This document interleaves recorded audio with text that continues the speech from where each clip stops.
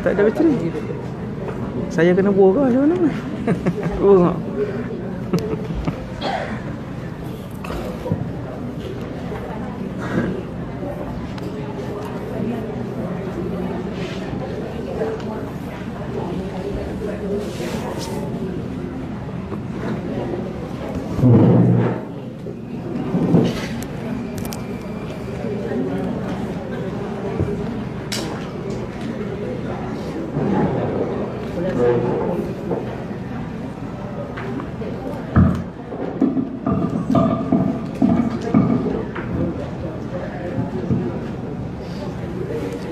Masih. Assalamualaikum warahmatullahi wabarakatuh.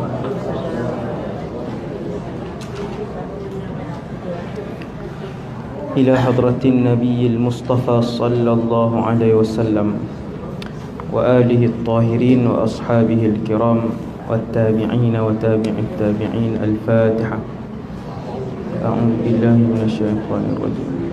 Bismillahirrahmanirrahim. Alhamdulillahi rabbil alamin.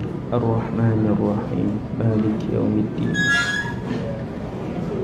Iyyaka na'budu wa iyyaka nasta'in. Ihdinas siratal mustaqim.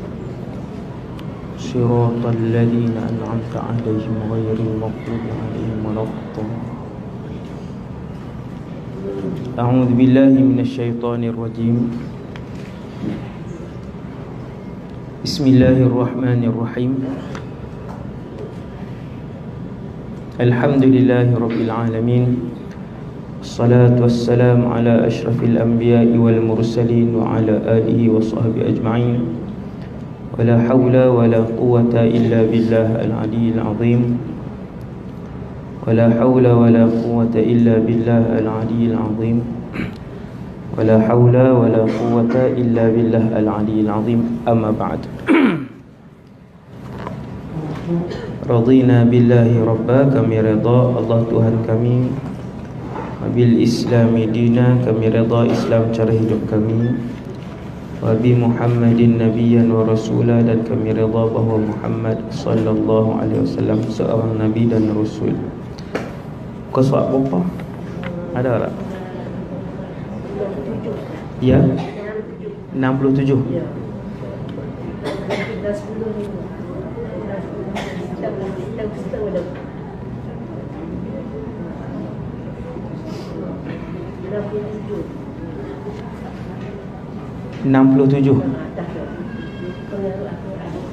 Bismillahirrahmanirrahim. Kita menggunakan kitab Sirah Rasulullah sallallahu alaihi wasallam,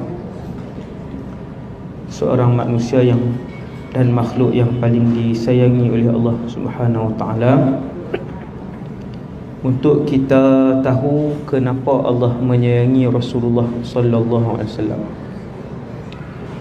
Dan sirah ada dua peringkat, ada dua fasa. Hidup Nabi ada dua fasa, fasa Mekah dan fasa Madinah. Daripada lahir sampai umur 53 tahun Nabi di Mekah. Kemudian daripada hijrah dari umur 53 sehingga Nabi wafat 63, Nabi di Madinah. Jadi hanya ada dua negara sahaja. Dan Nabi tidak ikut serta dengan para sahabat ketika berlaku hijrah yang pertama ke Habsyah. Waktu sahabat hijrah ke Habsyah, Nabi tak pergi. Jadi sahabat-sahabat yang berhijrah ke Habsyah,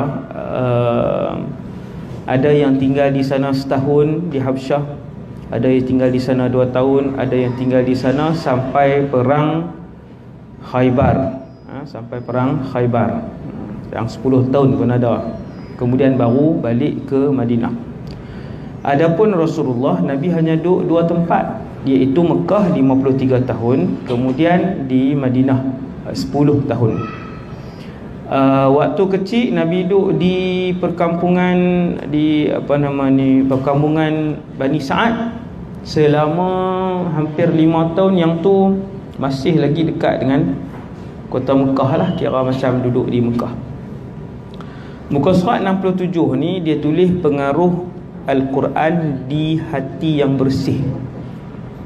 Sebelum muka surat 67, muka surat 66 wafatnya Abu Talib dan Khadijah. Tahun yang sama. Kalau saya sebut nama Abu Talib, lepas tu dia jadi, orang yang dengar jadi tak tahu. Dia kata, siapa dia Abu Talib? Hak tu teruk. Nah, dia kena tahu kata diri dia teruk. Ni bukan saya mengata kat dia, dia sendirilah muhasabah. Pasal apa? Pasal Abu Talib ni bukan rukun iman kita. Cumanya Abu Talib ni satu nama yang rapat dengan Rasulullah. Dan kalau kita tahu nama dia, bermaksud kita tahu sirah Rasulullah sallallahu alaihi wasallam.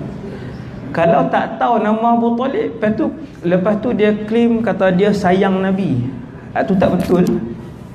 Nah, bukan saya jadikan ukuran kenal Abu Talib ataupun bukan Abu Talib tu sebagai ukuran utama mencintai Rasul, tetapi kenal Abu Talib membuktikan bahawa orang tu mengaji sirah. Sebab Abu Talib ni memang dengan Rasulullah ni daripada Nabi kecil lah. Daripada Nabi kecil sampai Nabi berkahwin, sampai berpuluh-puluh tahun dengan Nabi. Maka nama dia diulang dalam kitab sirah ni beratus-ratus kali. Itu di situ point dia. Maksudnya bila sebut Abu Talib, dia kata siapa dia Abu Talib? Yang tu baru maksud kita belum lagi mendalami sirah Rasulullah sallallahu alaihi wasallam. Kalau Khadijah ni semua orang kenal lah, Sayyidatuna Khadijah bintu Khuwailid radhiyallahu anha. Dua-dua orang ni meninggal tahun yang sama, iaitulah selepas 10 tahun Nabi kita menjadi Rasul. Selepas 10 tahun menjadi Rasul. Kalau 10 tahun menjadi Rasul, saya tanya soalan, Abu Talib dengan Khadijah meninggal ketika Rasulullah di Mekah ke di Madinah? Semua pakat ni kan, ulang kaji. 10 tahun selepas menjadi Rasul bermaksud Nabi di Mekah ke Madinah? Jawapan dia, selepas menjadi Rasul, Nabi duduk di Mekah 13 tahun, duduk di Madinah 10 tahun. Nabi duduk di Mekah 13 tahun selepas menjadi Rasul, lepas tu duduk di Madinah 10 tahun. 13 campur 10, 23. Berapa lama Muhammad menjadi Rasul? 23 tahun. 13 tahun jadi Rasul, duduk di Mekah. 10 tahun Muhammad sallallahu alaihi wasallam jadi Rasul dan duduk di Madinah. Tu kau nampak tu. Walaupun tinggal kuliah setahun lah kan, habis hafal lah kan. Maklumat sirah ni kita hafal sebab di masjid-masjid pun selalu kita ulang kaji. Tajuk hari ni dia kata pengaruh Al-Quran di hati yang bersih. Sebenarnya pengaruh Al-Quran sangat besar sekali bagi setiap orang. Quran ni mukjizat. Ada video saya, siapa dia buat tahu, saya pun tak kenal kan. Orang yang buat video saya dalam YouTube ni tak tahulah berapa puluh channel kan. Kadang-kadang orang tanya, Ustaz, video ni ambil mana? Video mana? Saya tanya, ni video ni dia pun bagi link. Saya kata, siapa rakam pun saya tak tahu. Tanya nak ambil mana macam mana? Siapa hak rakam pun saya tak tahu kan. Diri mata-mata lah kan, sampai ke Johor, Melaka, Pahang, orang rakam saya tak kenal pun. Jadi mereka buat keluar video banyak lah. Saya tengok, Alhamdulillah, insyaAllah moga bermanfaat dan semoga saya ikhlas. Ada satu video tu saya cakap tentang mukjizat Quran ni. Ayat ni tengok dia bagi tahu, dia kata sebenarnya pengaruh Al-Quran sangat besar sekali bagi setiap orang. Kami pergi Jepun hari tu, dalam video tu saya ceritalah sikit kan. Di Jepun, orang Islam di Jepun tak sampai 1%. Sikit lah. Kemudian bila kita jumpa dengan orang Islam pertama, kedua, ketiga, keempat, kelima di Jepun, mereka masuk Islam bukan sebab tengok orang Islam kan, tetapi mereka masuk Islam sebab baca terjemahan Quran, bukan mengajak tafsir Ibn Kathir. Mereka baca terjemahan tu, Quran yang ada terjemahan, mereka membaca. Majoriti yang masuk Islam di Jepun, bila baca daripada awal sampai habis masuk Islam. Maksudnya majoriti yang masuk Islam di Jepun, bila kita tanya punca dia, baca terjemahan. Mai mana hidayah? Kita baca terjemahan tak faham apa pun ustaz. Kadang-kadang faham, banyak kadangnya tak faham pun. Walaupun bahasa Melayu kita baca, apa dia maksud dia?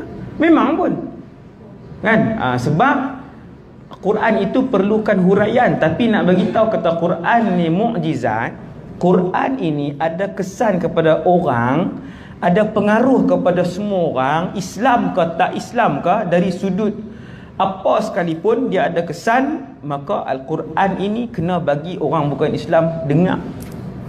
Nah, jadi orang Jepun dia tak baca Quran Arab tu, dia baca terjemahan. Dia baca lepas duduk atas Shinkansen tu kan, hari-hari pergi kerja ada yang 40 minit ni kira paling dekat lah, no? Sejam, 2 jam, 3 jam setiap hari, pi 3 jam, balik 3 jam. Naik Shinkansen, kereta api itulah, kereta api laju tu kan, naik depa akan baca, semua akan baca, no? Menyimbang macam kita tak ada, makan kacang lagi ya kan, dia sarapan, dia minum air, kopi tu sikit, lepas tu lagi dia membaca.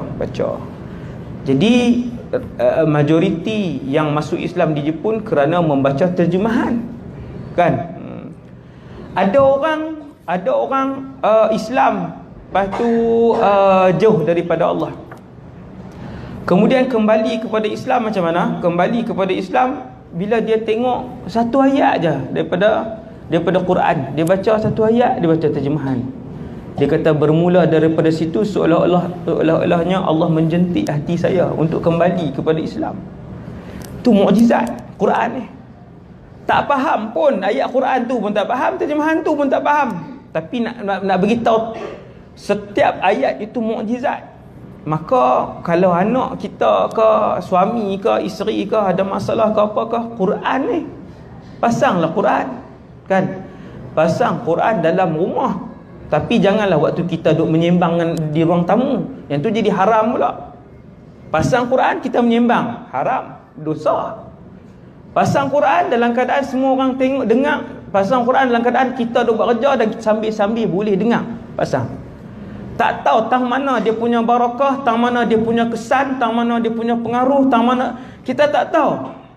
Kadang-kadang dengan ayat itulah membuatkan binatang bisa tak masuk dalam rumah. Dengan ayat itulah membuatkan malaikat main rumun dalam rumah kita ramai. Dengan ayat itulah menghalang sihir untuk tak boleh masuk dalam rumah. Tak tahu, tang mana tak tahu. Dengan mana-mana ayat itulah juga ahli rumah kita dengar, lepas tu dia jadi rawat ahli keluarga kita yang sakit. Banyak Quran. Tapi kita lebih seronok pasang lagu. Pasang lagu kan. Biar radio sampai 2-3 jam. Ada rumah pasang radio, dia pasang radio. Dia kata pasal apa ni? Tak sunyi ingat ustaz, tinggal kami 2 orang je lah ni. 2 orang tu apa dia? Suami isteri lah kan. Pasang radio, pergi rumah dia dengar, duk pasang radio lah. Pasanglah Quran. Duk pasang radio, sekali lagu, sekali kawan tu duk merapu dalam radio kan. Lah ni ramai duk merapu dalam radio buat lawak tak, macam tak ada agama, lawak tak ada apa, tak ada lawak tak, kita dengar lawak tak ada halal tuju, duk pasang dalam rumah kan. Buh Quran pasang sejam, pasang 2 jam. Ni kita tengok dalam sirah ni kan. Jadi pengarang ni kata Quran ni dia ada pengaruh. Hal ini tidak terbatas pada seorang yang baik sahaja. Nampak? Memang pun Quran kesan dia bukan untuk orang baik saja. Orang baik dengar Quran boleh melembutkan hati, boleh menambahkan iman, boleh menambahkan hidayah, boleh jadi benteng kepada dirinya daripada segala kejahatan yang ada. Boleh, ni antara fungsi Quran ni. Hak mana nak jadi fungsi ni kat kita, wallahu alam. No? Wallahu alam. Kadang-kadang orang tu dapat 1 saja, kadang dapat 2, kadang tak dapat langsung pun ada juga. Allah Ta'ala tak bagi langsung kat dia, pun boleh jadi juga. Dan bermaksud Quran ini juga pengaruh dia, kesan dia boleh juga kena kepada orang yang tidak baik. Dia dengar-dengar dia berasa 100% berubah kan. Saya pun dah jumpa dah, dan dalam sirah pun ada, iaitulah Sayyidina Umar Ibn Khattab bila dia dengar Quran. Sayyidina Umar dengar Quran yang dia berubah tu waktu bila? Waktu dia mencari Allah kah? Sayyidina Umar waktu dia mendengar Quran kemudian berubah, hati dia jadi lembut pada hari dia nak bunuh Rasulullah. Nak cari siapa lagi yang jahat di atas muka bumi daripada orang yang memang duk bersiap, bukan bersiap, memang bawa keluar pedang nak pergi bunuh Nabi. Adakah lebih jahat pada tu? Lebih jahat daripada yang minum arak, lebih jahat daripada yang berzina, lebih jahat daripada orang yang membunuh, iaitu orang yang keluar daripada rumah dia, dia pegang pedang, duk hayun pedang nak pergi tikam Nabi. Hari yang sama, waktu yang sama, masih dengan niat yang sama, dengar Quran Taha, berubah. Ni Quran, nampak? Kalaulah Quran itu boleh memberikan pengaruh dan kesan kepada orang yang tak baik macam tu, apatah lagi kalau kita duk buka dalam rumah kita tiap-tiap hari. Selain daripada dia mengundang kedatangan para malaikat, yang malaikat suka rumah-rumah yang dialunkan Al-Quran. Tak kira lah radio ke apakah yang dialunkan Quran. Pasang supaya ramai malaikat mai rumah kita. Dalam bilik ni pasang TV dah, raja lawak. Bilik ni duk pasang lagu. Bilik anak kita lah ni, bilik siapa ni yang saya cakap ni? Kan? Bilik ni pasang ni, hak ni duk tengok TV, duk tengok filem apa, hak ni duk main game. Nak main kat mana berkat rumah kita, kan? Namun pengaruh ini juga menyentuh orang yang mendengarkannya, pengaruh Quran ni. Kerana itu kaum musyrikin selalu berusaha untuk menghalangi semua orang yang sampai dapat mendengarkan Quran yang dibacakan oleh Nabi SAW. Waktu Nabi berdakwah di kota Mekah, ketika Nabi berdakwah di kota Mekah, ada peraturan di kota Mekah, yang ni orang mengaji sirah betul-betul dia perasan benda ni. Ada peraturan di kota Mekah yang melarang penduduk Mekah daripada mendengar bacaan Quran yang dibaca oleh mana-mana orang Islam di kota Mekah waktu tu. Waktu tu orang Islam di kota Mekah tak ramai, tak sampai 200 orang. Setelah berdakwah 13 tahun Nabi berdakwah pun tak sampai 250 orang yang Islam di kota Mekah, kan? Tak sampai 250 orang. Ada peraturan yang dikeluarkan oleh kerajaan Mekah, tak boleh dikenakan hukuman.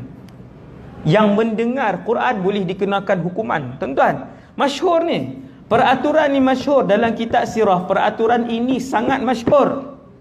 Sesiapa pun tak dibenarkan mendengar. Kalau mai orang luar, mereka akan panggil, mereka akan briefing bagi tahu di sini ada orang gila, dia bawa Islam, dia ni disihir dia melalui perkataan. Nama dia Muhammad. Dengar perkataan dia, terus kena sihir. Tambah-tambah kalau dia baca buku kitab suci dia. Jangan dengar sekali-kali. Maka setiap kali orang luar yang mai kota Mekah, semua akan sumbatkan telinga mereka dengan kapas. Sumbat, dia bukan sumbat takut. Tapi bila pergi dekat, ada satu orang tu dia kata, aku ni penyair, cendekiawan daripada negara aku boleh beza antara seni dengan benda yang tak seni, antara ilmu dengan benda jahil. Dia sastrawan daripada negara dia.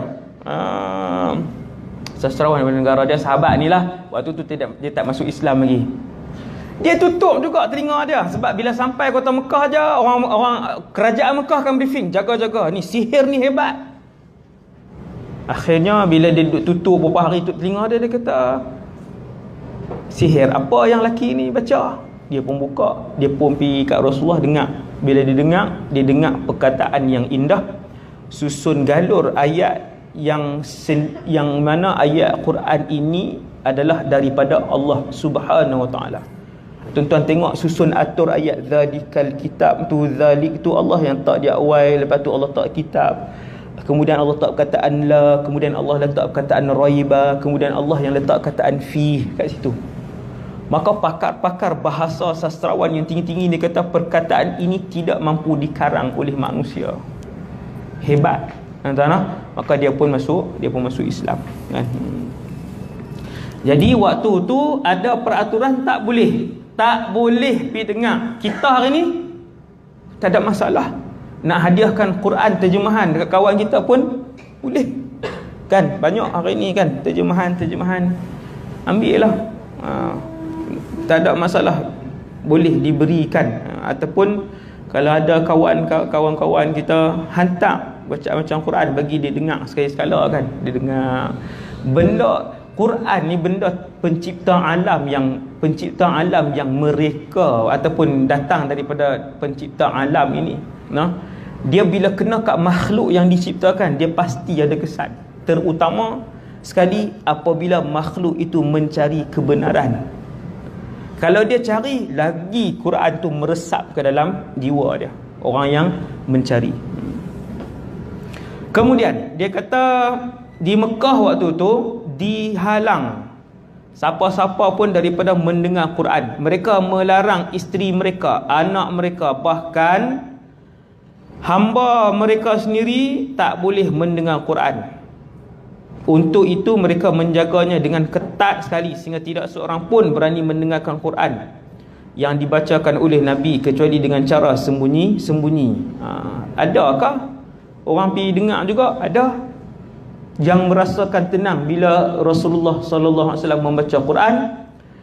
Lepas tu peraturan di Mekah tak bagi baca, tapi dia pernah dengar sekali, dia berasa tenang.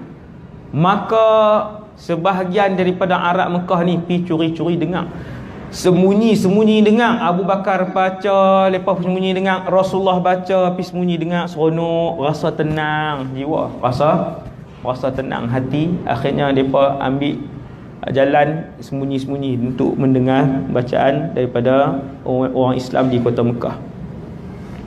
Hak ni sahabat yang saya sebut tak sat ni, tu dia main nama dia, iaitu di perenggan bawah ni, dia daripada Daus, Bani Dausan. Bukan Bani Dausan, dia Bani Daus. Bani Daus. Siapa yang ada buku tu, cara baca tu Bani Daus. Datang ke Mekah. Sahabat ni nama dia Tufail ibn Amr Ad-Dausi. Hak tadi yang saya lupa saat ni, Tufail bin Amr Ad-Dausi, bukan Ad-Dusi. Salah baca tu. Ad-Dausi, daripada kabilah Daus. Ni mengaji sirah, bolehlah kita tengokkan nama-nama kabilah. Lepas tu kita teringat ada seorang sahabat daripada Daus, nama dia Abdul Rahman ibn Sakhar. Nama sahabat ni Abdul Rahman bin Sakhar Ad-Dausi juga. Apa kena mengena dua orang ni?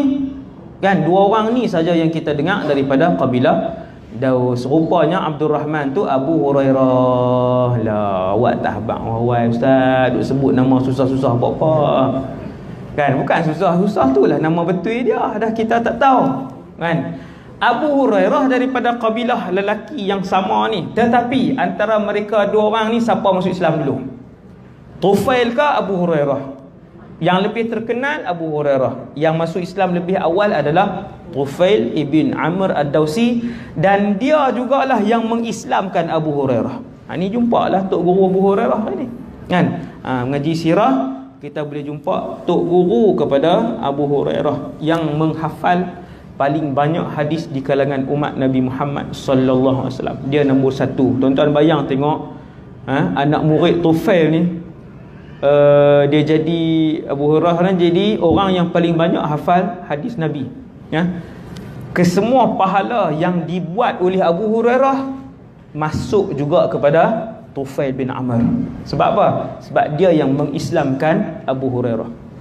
Kan? Dia duduk di rumah aja Tufail, orang pun tak kenal. Ni sebut nama Tufail, kan? Petang ni kita semua tak kenal. Bahkan tak ada nama Tufail ni, tak ada lah orang Melayu, kan?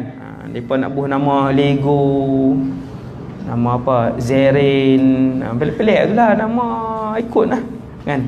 Tufail ni sahabat yang hebat. Buh lah nama cucu laki. Tufail ni laki, Tufail. Dia ni hebat, dia ni sastrawan besar daripada kabilah Daus, orang terkemuka, pandai, ahli syair. Dia pergi kota Mekah, orang musyrikin pun bagi tahu macam saya cerita tak sat, tutup telinga. Dia pun bubuh apa nama ni, kapas. Kemudian satu hari muka surat 68, satu hari Tufail pi ke masjid. Bukan pi semayang, masjid inilah Masjid Haram Mekah tu. Bukan ada bangunan besar tutup macam ni kan. Lalu kawasan tu lah. Tufail nampak Nabi sedang bersolat dekat dengan Kaabah. Dia pun pi dekat tu, tempat Nabi duduk solat tu. Kemudian dia teringin, macam saya cerita tak sat kan. Dia teringin nak dengar.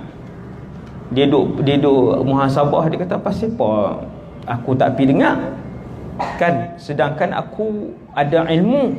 Orang yang ada ilmu, dia pun pi dengar. Pada saat itulah ia dengar apa yang sedang dibaca oleh Nabi dalam solat. Dia pun perhati, dia dengar perembang, orang Kedah kata kan, orang antara kata perembang akan bacaan Rasulullah, lalu merasa tertarik dengan isi bacaan surah yang dibaca oleh Nabi. Kerana itu Tufail berkata dalam dirinya, aku ini seorang ahli dalam syair, maksudnya sastrawan. Aku dapat membezakan perkataan yang bernilai baik dengan perkataan yang bernilai buruk kan. Maka Tufail kata aku mesti dengar. Kemudian dia pun pergi sampai ke rumah Nabi. Dia cerita kat Nabi daripada awal apa semua. Lepas tu dia dengar, dia kata dia berasa sejuk, dia berasa seronok, dia berasa tinggi. Nilai bahasa yang dituturkan oleh Rasulullah, selain daripada nilai bahasa dan gaya tutur susun ayat tu tinggi, tapi Quran tu juga dia ada ruh, kata Tufail. Kemudian dia pun bersembang dengan Nabi. Akhirnya Nabi pun ajak dia masuk Islam, dan Tufail pun masuk Islam. Dan kemudian dia pun balik ke kampung halaman dia, berjumpa dengan kabilah Daus, dan akhirnya keseluruhan kabilah Daus masuk Islam kan. Kemudian cerita Tufail, itu cerita Tufail masuk Islam. Nah, semua satu kabilah tu, satu kampung tu, semua adik-beradik dia apa semua, mak, ayah, isteri, anak-anak dia semua masuk Islam di tangan Tufail bin Amr kan. Seluruh kebaikan yang dilakukan oleh kabilah Daus mengalir masuk ke dalam buku amalan Tufail bin Amr. Kita pun samalah.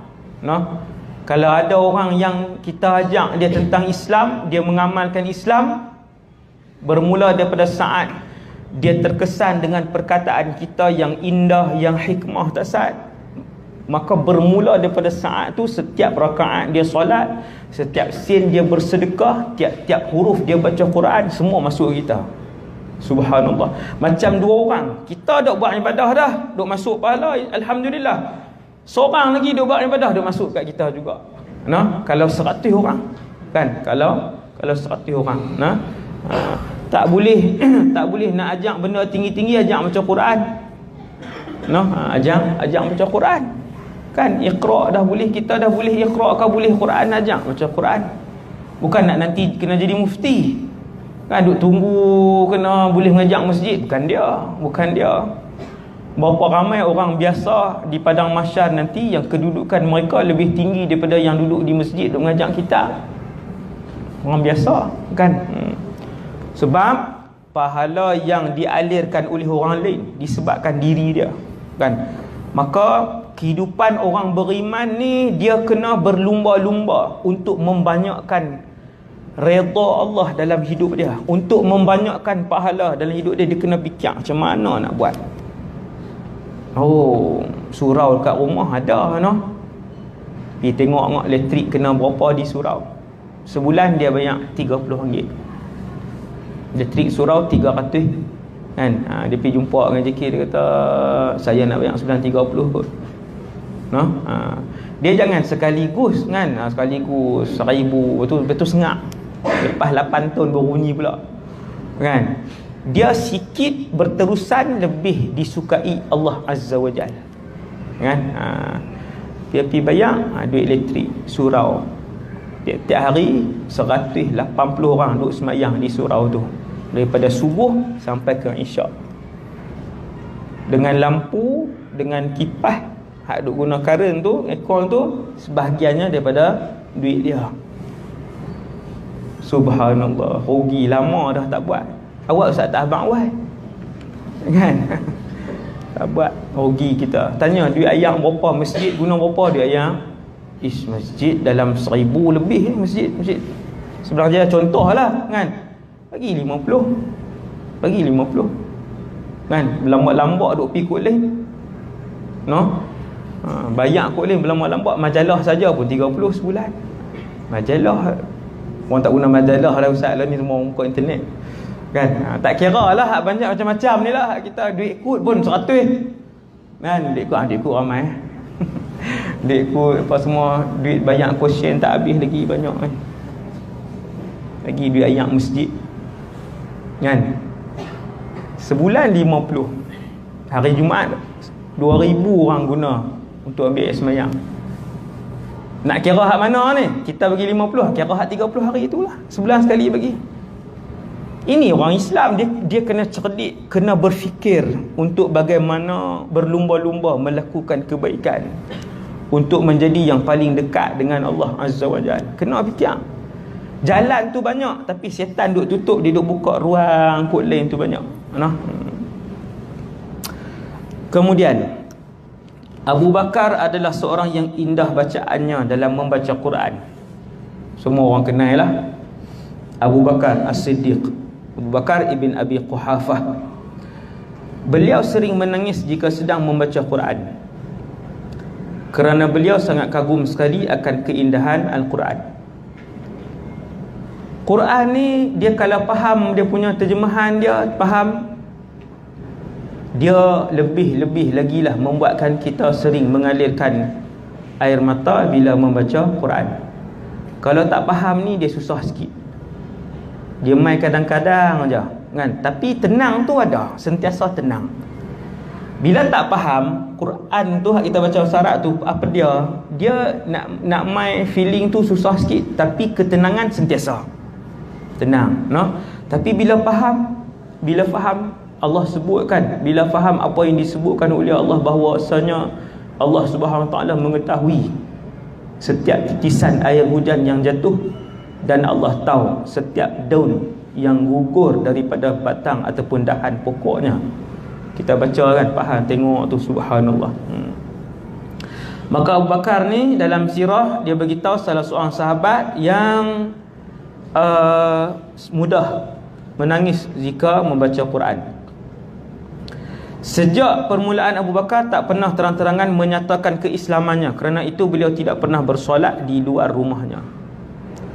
Satu hari Abu Bakar ni semayang di luar rumah. Ni cerita awal-awal Islam, ketika mana Islam di Mekah, Islam ditentang, Islam disekat. Siapa yang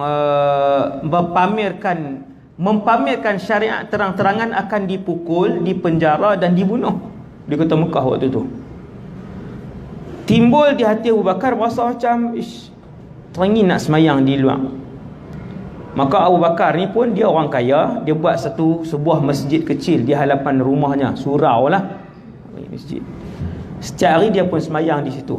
Kemudian dia pun baca Quran, sehinggakan orang yang lalu semua keluar. Tidak, kalau asalnya Abu Bakar ni semayang dalam rumah, baca Quran dalam rumah, mana dengar kan, pintu tanggung apa semua dia baca tang ni, tak ada siapa dengar.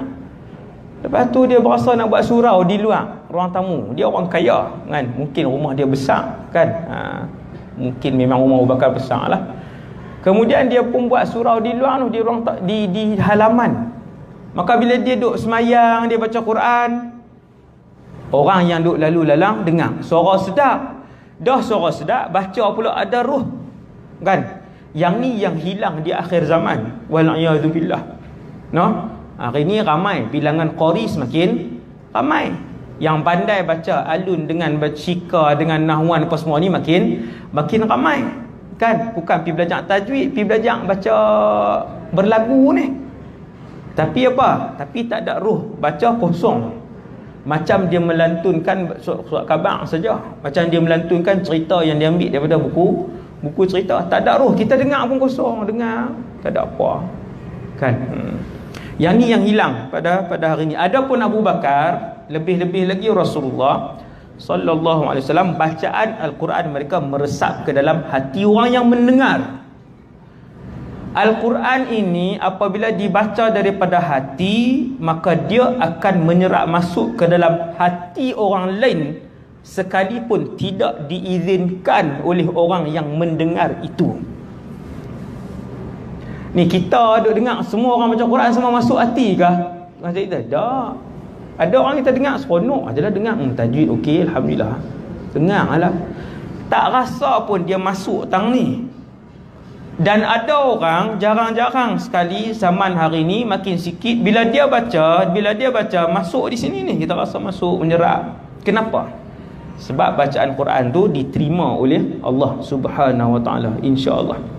Jadi macam itulah Abu Bakar, dia pun buat surau masjid di luar rumah dia, maka dia pun baca Quran semayang. Semua orang yang lalu boleh dengar, hak tak masuk Islam ni. Banyak orang pakak pergi duduk tengok. Tak boleh halang benda tu, orang dengar, orang rasa tenang, orang dengar, orang rasa seronok. Pakak pergi duduk tenggek kat tembok Abu Bakar pakak duduk. Ramai pula dah duk melepak tang tu dengar seronok. Ni Abu Bakar baca dah, Abu Bakar baca dah Quran. No? Kita ada kat baca-baca orang pakak duduk seronok. Orang suruh berhenti lagi dah. Kan? Hingat lah, dah lah baca teruk kan. Subhanallah. Mana? Orang bukan Islam duk rumun pakak duk pergi tenggek tang tembok tu, dia baca dah. Duduk tang tu, oh sedapnya dia baca Quran. Subhanallah. Memang ada pun tuan-tuan yang membaca dan masuk ke dalam hati kita. Maka ramailah yang terpengaruh. Maka waktu tu orang musyrikin pun marah, depa pun marah. Tapi tak boleh nak pukul Abu Bakar ketika itu kerana Abu Bakar di bawah perlindungan Abu Daghinnah. Abu Daghinnah ni satu orang orang besar di Mekah, dan dia memberi perlindungan khas kepada Abu Bakar. Dia kata jangan ganggu Abu Bakar. Abu Bakar di bawah perlindungan aku. Maksudnya kalau ada musyrikin Quraisy lain di kota Mekah yang ada pangkat ke, yang tak ada pangkat ke, duk pi kacau keselamatan Abu Bakar, seolah-olah dia menghina perlindungan yang diberikan oleh Abu Daghinnah ni, orang besar kota Mekah ni. Orang besar kota Mekah. Seolah-olah dia menghina perlindungan tu, maka tak ada siapa kacau. Tapi disebabkan semakin hari makin ramai yang duk pi tenggek tentu, makin ramai pula yang duk tanya Quran ni nak dengar tang mana, aku nak pakat duk tanya dah.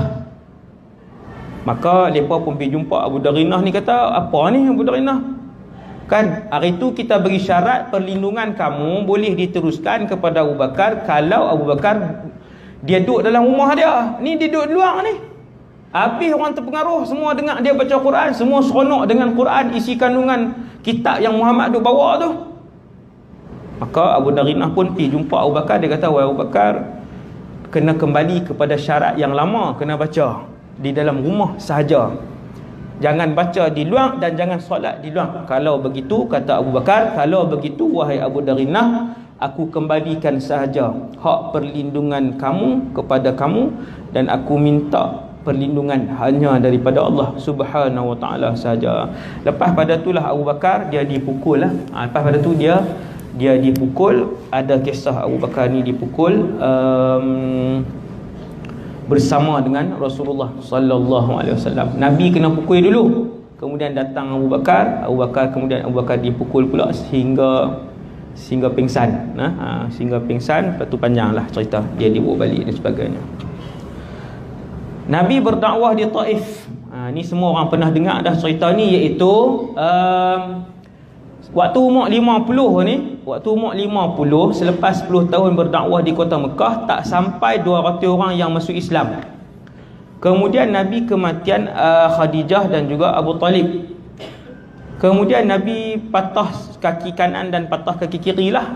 Selepas kematian Abu Talib, bapa saudara Nabi yang banyak mempertahankan Nabi, dan juga Nabi kematian Khadijah radhiyallahu anha yang juga banyak menolong dakwah Rasulullah secara langsung. Dua-dua orang ni duk tolong. Tiba-tiba mati 1 tahun, bukan mati serentak, tapi mati dalam tahun yang sama. Bulan tak samalah.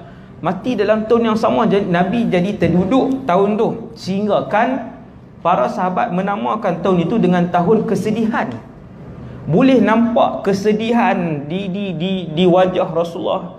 Nampak orang kata apa, lemah, tubuh badan Nabi jadi lemah, Nabi duk teringat. Tapi bukanlah Nabi berhenti daripada berdakwah, kerana pada tahun yang sama Nabi memula dan mencetuskan visi baru berdakwah. Bukan kata ambil cuti setahun. Nabi memulakan misi dan visi baru, iaitulah kata Rasulullah, Nabi pun ajak, Nabi bagi tahu kat sahabat-sahabat lain, rahsiakan pergerakan kamu, jangan terang-terangan, jangan bersembahyang terang-terangan, kamu akan dipukul, disiksa, dibunuh. Kata Rasulullah, aku nak pergi ke Taif. Hari ni kalau pergi umrah selalu dah punyalah banyak. Hari ni kalau pergi umrah, apa dia yang selalu apa yang banyak tak sebut-sebut kan, punyalah banyak apa nama trip untuk pergi ke Taif. Bayang asing pula kan. Travel ni macam tu lah. Bayang pula berapa lalu 100 kan. Kalau cerdik tapi tak payahlah kan. Kalau cerdik cari kereta sendiri kan, upah orang tu, tanya orang tu, pergi satu kereta aja. Tak ramai sangat, pergerakan dia lebih cepat lah. Kami yang tu pergi naik van kan, lajulah pergerakan tu.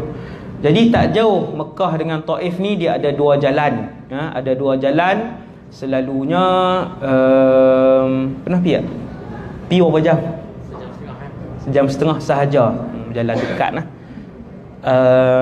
Kalau pergi jalan jauh, ni cerita Taif pula dah. Cerita Sofi berjalan. Nak habaq perjalanan Rasulullah kan sallallahu alaihi wasallam. Taif ni dia macam Cameron Highland Malaysia. Kira kabel car ada atas Taif. Tak tahu kan? Naik tak? Naik depa naik. Kabel car ada di atas Taif, lepas tu macam water park tu pun ada di atas sana kan. Lepas kira orang Arab Saudi ni kalau bercuti pergi situlah. Jadi Taif ni nak beritahu tempat yang Nabi pergi tu tempat bukit, tempat gunung lah, tempat gunung. Kami pergi jalan jauh, kami pergi jalan jauh, kami pergi Abuak pula dah. Kami pergi apa nama ni, tu dia tolak buku ambil ke depan ni. Pergi apa?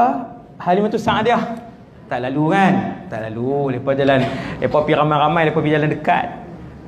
Yang ni di pergi perkampungan Halimatus Sa'diyah dulu. Pergi ikut tu, tengok rumah Nabi dibesarkan. Dia bukan rumah dululah. Kerajaan Turki Osmaniyah buat tanda tu, kemudian rumah tu pun dah buruk dah. 2 tingkat batu tu. Kemudian naik gunung. Gunung tu tinggi. Saya duk biasa naik gunung Jerai kan. Saya naik gunung tu macam sama tinggi lah, sangat tinggi gunung tu kan. Jadi kawasan mana pun yang dilalu oleh Rasulullah SAW, maka dia mencabar. Dia mencabar, sebab disebutkan dalam sirah kenapa Nabi ke Taif. Antara sebab kenapa Nabi ke Taif, selain daripada Taif ni adalah bandar raya besar selepas Mekah, Madinah, Taif.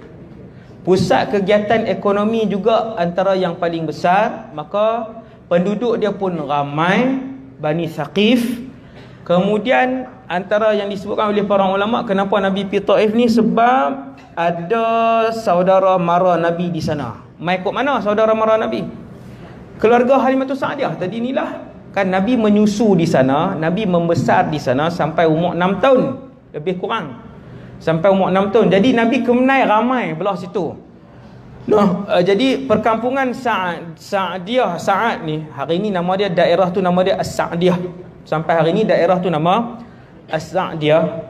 Daerah tu dia dah dekat, bukanlah dekat sangat, tapi dekat dengan Taif. Maka di situ ada ahli keluarga Rasulullah, ahli keluarga susu Nabi lah. Nabi menyusu di situ. Maka itu menyebabkan antara punca kenapa Rasulullah SAW dia pilih tempat yang bernama Taif. Jadi kita faham lah, Taif ni dia jauh, kawasan pergunungan, sejuk. Hari ni dia tempat pelancongan utama untuk berehat bagi orang Saudi. Kemudian nak pergi dia tinggi, susah, sukar perjalanan dia. Tinggi lah, memang menyacok, pusing-pusing kan. Jalan kami pi tu, balik kami pi jalan hak dekat, hak sejam lebih itulah ya, hak sejam tu jalan dekat, turun kot sana kan. Jadi di situlah tempat Nabi pi, dan di sana kesemuanya adalah dari depa bukan Quraisy. Di Taif ni bukan Quraisy, mereka daripada Bani Thaqif. Jadi Nabi pun pi di sana, semua orang tahu lah cerita ni. Sebab tu saya cerita tentang rupa bentuk Taif tadi ni kan. Sebab cerita Taif ni Nabi pi sana dengan anak angkat Nabi Zaid bin Harithah. Anak angkat Nabi Zaid bin Harithah. Nabi bawa dia seorang saja. Nabi bawa dia seorang. Kemudian bila sampai sana, Nabi berjumpa dengan pemimpin tertinggi Bani Thaqif seramai 3 orang. Dalam kitab kita ni dia tak buah nama, sebab ni kitab ringkas. Adakah nama? Tak ada. Dia tak buah nama. Kitab ni dia pendek sikit lah, habis. Dia cerita banyak tu je. Nabi pimpi jumpa 3 orang ini, kesemuanya melayan Nabi dengan kasar dan mengusir Rasulullah sallallahu alaihi wasallam, menghalau Nabi keluar daripada Taif dengan hina. 3 orang sepakat. Tak ada orang lain kah kalau Allah Taala nak hantar Rasul? Depa kata ke Nabi dengan pelbagai inilah, dan depa bagi tempoh untuk Nabi keluar daripada bumi Taif, dan Nabi keluar. Depa bagi tempoh dan Nabi pun berjalan keluar. Dia adalah jalan utama tu. Kalau siapa dibawa ke Taif oleh mutawif, kena tanyalah tang mana yang jalan Nabi mula di baling batu tu. Nabi mula di baling batu tu, di jalan utama, jalan besar dia tu, sampai ke sebuah masjid di sebelah kiri tu. Depa sebut di masjid itulah Nabi duduk kan. Yang tu salah. Sebenarnya Nabi masuk ke dalam, dia ada nama Masjid Addas di dalam. Kena masuk dalam, dan dia ada rumah 3-4 biji, kena jalan kaki masuk, lalu rumah, baru jumpa masjid tu, dan baru jumpa ladang anggur yang Nabi duduk berehat. Yang Nabi duduk berehat. Nabi berehat pasal apa di situ? Sebab waktu Nabi nak keluar daripada Taif, sudahlah dihalau, sudahlah dihina oleh pemimpin-pemimpin ni. Waktu nak keluar, Nabi dibaling batu dan objek-objek yang keras, sehingga tubuh badan Nabi mengalirkan darah habis ni, luka ni sampai bawah. Sehingga kan kata para sahabat ataupun kata para ulama sirah, capal yang dipakai oleh Rasulullah tu penuh dengan darah di bawah. Sebab mengalir darah di bawah ni, penuh kaki Nabi duk tampung darah di bawah. Lepas tu Nabi pun berjalan bawa Zaid bin Harithah. Nabi pi berehat di dalam kebun anggur. Di dalam kebun anggur milik Utbah dan juga Syaibah. Utbah bin Abi Rabi'ah, Syaibah bin Abi Rabi'ah, dua-dua ni orang kaya Mekah. Tapi mereka suka beli tanah di Taif. Sebab apa? Sebab di Taif ni ada banyak buah-buah yang tak ada di Mekah di bawah sana. Sebab dia sejuk. Sampai hari ni di Taif ni kalau pandai pilih, buah-buah dia sangatlah sedap. Cerita buah pula kan. Dan sebenarnya tak payah pergi Taif pun nak beli buah, berat beg, berat van, berat bas ya kan. Di kota Mekah ada satu pasar yang sangat luas, pasar tu jual buah-buah segar daripada Taif. Satu pasar. Tak boleh abang lah tang mana pasar tu kan. Kalau abang tang mana pasar tu, pakat pi lah pasar tu, luas pasar tu kan. Tak payah pergi beli di Taif. Kalau tak boleh pergi Taif, di pasar tu jual semua kan. Kurma jual lah, hak murah-murah kan, hak elok, hak sedap, buah-buah segar semua ada di situ kan. Jadi Rasulullah pun masuk dalam kebun anggur tadi, dia pun berehat. Yang ni semua orang tahu. Kemudian Nabi bermunajat kepada Allah. Bukan menyesal. Nabi bermunajat. Nabi kata, ya Allah, aku tak ada kederat dah, tak ada kudrat dah nak pergi ikut mana. Nak balik pergi Mekah, depa duk bersiap nak pukul aku juga. Aku mai ke Taif pun orang pukul aku juga. Adakah kerana engkau tidak meridai aku? Kata Rasulullah. Kalaulah apa yang aku buat ni bukan apa yang aku terima sekarang ini bukanlah disebabkan tidak redamu ya Allah, maka aku tidak peduli, kata Rasulullah. Aku tak apa. Maksudnya aku tidak mengapa. Bila Nabi duduk rehat, Utbah dan Syaibah ni nampak Rasulullah. Mereka kenal lah orang Mekah, sama orang Mekah kenal. Bahkan ada darah daging. Ya, Utbah dengan Syaibah ni memang ada darah daging dengan Rasulullah ni, ada hubungan lah kan. Mereka pun tengok Quraisy sama Quraisy kan, dia kesian. Maka dia pun panggil orang gaji mereka, hamba abdi dia nama Addas. Tu masjid tu nama Addas. Masjid yang ada hari ni sampai hari ni bersebelahan dengan kebun anggur tu nama Masjid Addas, no?